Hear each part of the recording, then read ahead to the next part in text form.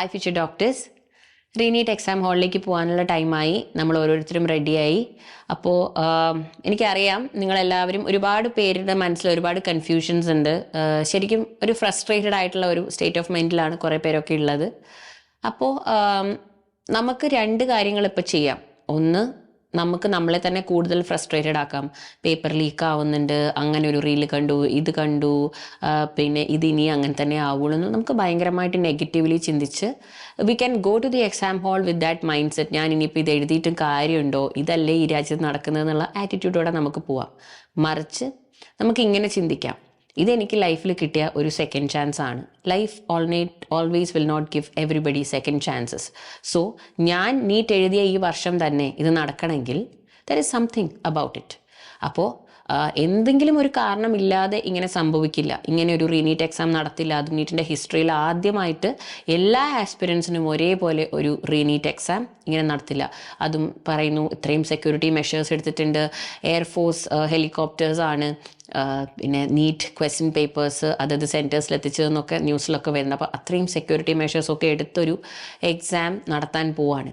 അപ്പോൾ നമുക്ക് ആ ഒരു പോസിറ്റീവ് ആറ്റിറ്റ്യൂഡോടെ പോവാം. ഈ ഒരു second chance, there is something in it. ഒരു കാരണമില്ലാതെ ഒരു കാര്യം സംഭവിക്കില്ല എന്നുള്ള ഒരു ആറ്റിറ്റ്യൂഡിൽ നമുക്ക് പോവാം. അപ്പോൾ മക്കൾ തീരുമാനിക്കുക നിങ്ങൾ ഏതാണ് ഇതിൽ തിരഞ്ഞെടുക്കുന്നത് എന്നുള്ളത്. ഒരു സ്റ്റോറി ഉണ്ട്.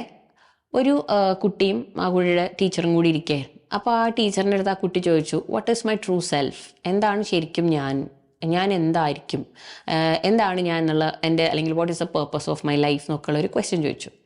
അപ്പോൾ ആ ഗുരു ആ കുട്ടീനെ ഒരു മിററിൻ്റെ ഫ്രണ്ടിൽ കൊണ്ടുപോയി നിർത്തിയിട്ട് ചോദിച്ചു, what do you see now?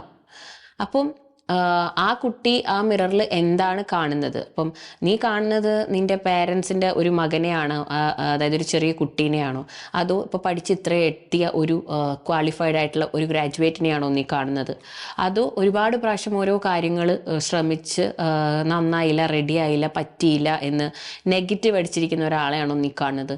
നീ കാണുന്നത് എന്താണോ, നീ കണ്ണാടിയിൽ നോക്കുമ്പം നിൻ്റെ റിഫ്ലക്ഷനായിട്ട് നീ കാണുന്നത് എന്താണോ, that is your true self. So ഒരു സേയിങ് ഇല്ലേ, we are what we eat എന്ന് പറയും.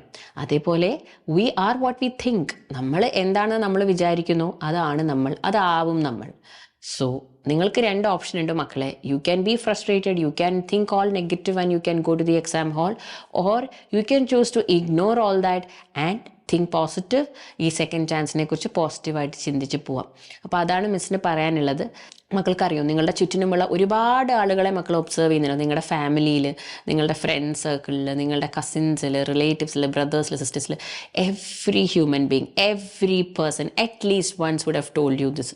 ഞാൻ അന്ന് അങ്ങനെ എൻ്റെ ലൈഫിൽ ചെയ്തിരുന്നെങ്കിൽ, എനിക്ക് അന്ന് അതങ്ങനെ ചെയ്യാൻ പറ്റിയിരുന്നെങ്കിൽ ഞാനിപ്പോൾ ഇവിടെ ഒന്നും എത്തേണ്ട ആളല്ല. ഇങ്ങനെയുള്ളൊരു ഡയലോഗ് എന്താണെങ്കിലും മക്കൾ കേട്ടിട്ടുണ്ടാവും. ഞാൻ അന്ന് ആ കാര്യം ഇങ്ങനെ ചെയ്തിരുന്നെങ്കിൽ, ഞാൻ അന്ന് അത് പഠിച്ചിരുന്നെങ്കിൽ, ആ കോഴ്സ് പഠിച്ചിരുന്നെങ്കിൽ ഞാൻ ഇന്ന് ഈ നിലയിൽ എത്തിയേനെ, ഞാൻ ഇന്ന് ഇങ്ങനെ കിടന്ന് കഷ്ടപ്പെടേണ്ട ആളല്ല. So that is human nature, right?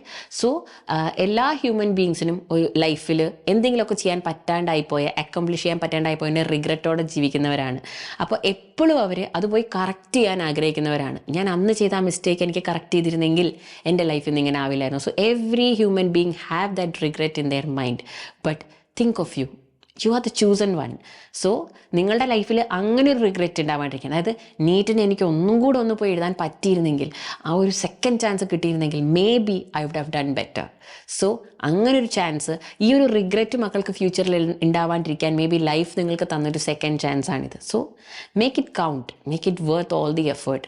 എന്താണെങ്കിലും നിങ്ങൾ കഴിഞ്ഞ എക്സാമിനേക്കാളും ഒരു ബെറ്റർ സ്കോറിലേക്ക് എത്തും. ഞാൻ എൻ്റെ ടോട്ടൽ ഫുൾ എഫേർട്ട് കൊടുക്കും. And let it be anything, വേറെ പുറത്ത് നടക്കുന്നത് എന്തുമാവട്ടെ, ഞാൻ എൻ്റെ ടോട്ടൽ എഫേർട്ട് കൊടുക്കും. And I will have A better results. അങ്ങനെയുള്ളൊരു ആറ്റിറ്റ്യൂഡോടെ നിങ്ങൾ എക്സാം ഹാളിലേക്ക് പോവുക. അപ്പോൾ ഒരുപാട് കാര്യങ്ങൾ മിസ്സ് പറഞ്ഞു തന്നു. അപ്പോൾ എനിക്ക് ഫൈനലായിട്ട് നിങ്ങളോട് ക്ലോസിംഗ് ആയിട്ട് പറയാനുള്ളത് ഇതാണ്. Life doesn't always give a second chances, and when it arrives don't come up with excuses. Make it worth, right? നമുക്ക് നമ്മുടെ മാക്സിമം എഫേർട്ട് കൊടുക്കാം. Face it with everything you got. Give it your best tomorrow. അപ്പോൾ നമുക്കിനി exam കഴിഞ്ഞ് കാണാം. Wish you the very best. അപ്പോൾ മക്കളിനി ചെയ്യേണ്ട കാര്യം എന്താണെന്ന് അറിയാമോ?